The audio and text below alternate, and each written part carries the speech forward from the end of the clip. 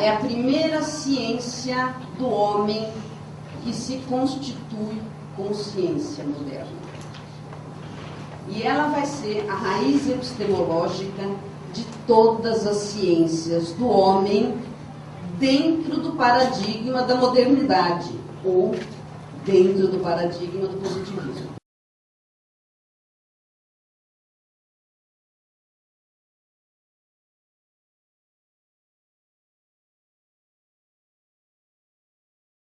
E a raiz epistemológica é fundamentalmente o método clínico, tá? Que é o que vai se constituir e que vai ser a base para isso que a gente chama hoje de medicalização. Então eu queria enfatizar aqui que a medicalização não é feita pela medicina ou pelos médicos exclusivamente. A medicina é feita por todas as áreas da ciência e todos os profissionais que atuam com base no método clínico, mesmo que não saibam. Mas eu só queria enfatizar aqui que a psicologia clínica é tão medicalizante quanto a clínica médica. Ela não é alternativa. A gente pode estar tentando modos de fugir dela, mas ela é fundada no olhar clínico e ela é medicalizante. Agora, o que é medicalizar? Medicalizar é tratar um problema que não é médico ou psicológico, não é um problema que não é individual, um problema que geralmente é coletivo. Eu dou um tratamento a ele como se ele fosse individual. Eu pego um problema político, social e trato como se ele fosse um problema biológico, ou psicológico, ou fonoaudiológico, ou pedagógico.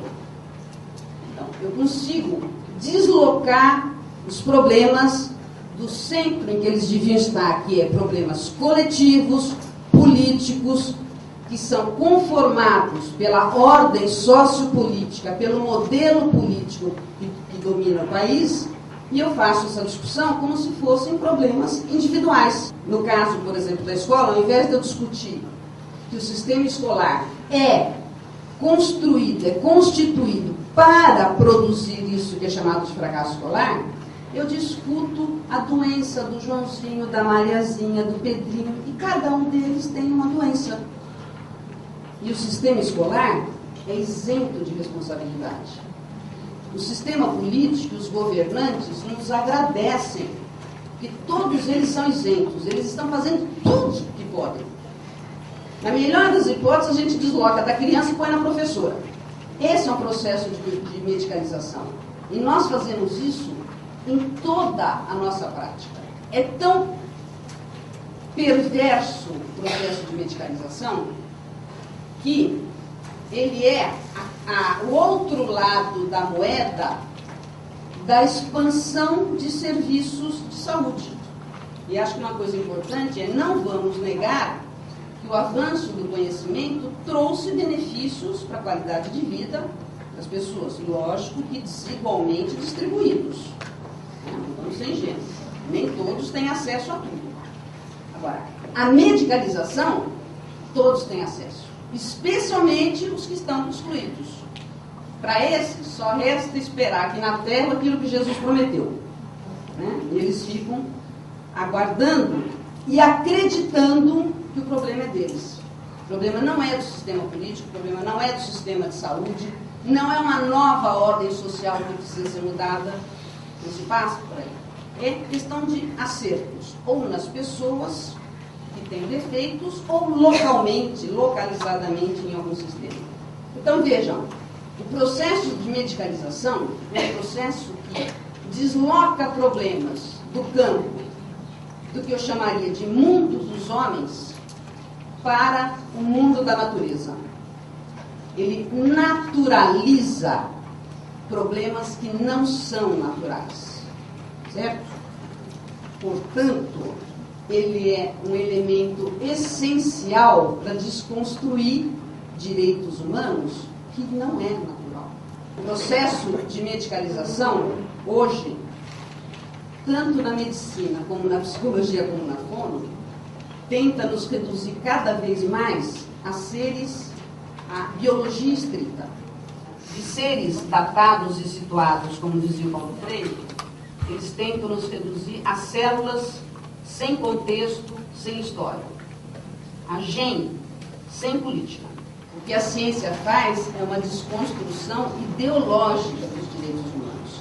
E a medicalização vai ser a base para isso. Além dela atuar diretamente na desconstrução de direitos humanos, ela vai ser a base cientificista para legitimar os preconceitos.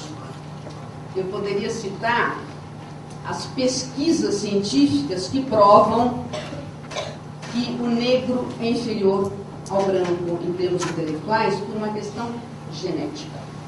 A medicina e a psicologia também provaram, na década de 60, que aquela contestação e violência que aconteceu em vários lugares era devida a cérebros disfuncionais.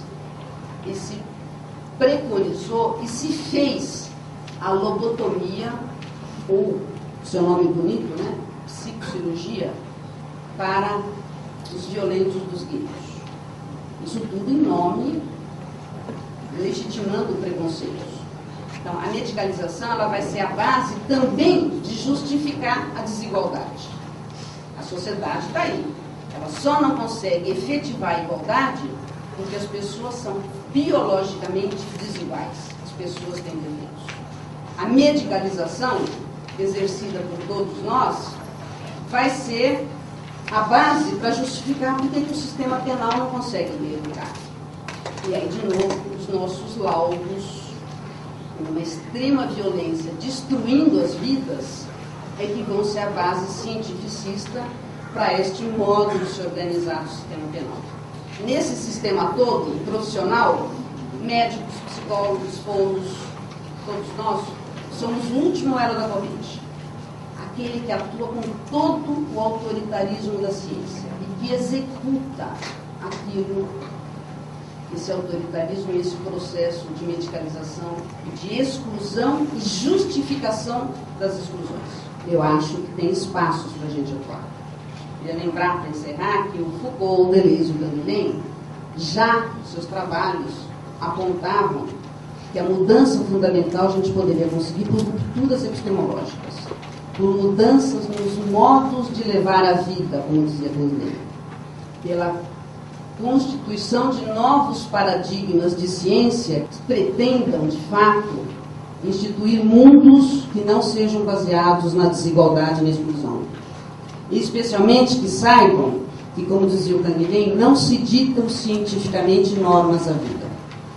Acho que o esforço de todos nós é estarmos nos agregando a esse trabalho de ruptura, tentando constituir um paradigma que ainda está por vir. Mas também queria dizer que a gente não precisa ficar parado, né? Enquanto a gente constitui esse outro paradigma, tem coisas pequenas que a gente pode fazer. Aliás, foi uma questão bastante levantada hoje de manhã, e eu acho que um espaço privilegiado que a gente tem é na formação de novos profissionais. Eu acho que esse seminário é um exemplo disso.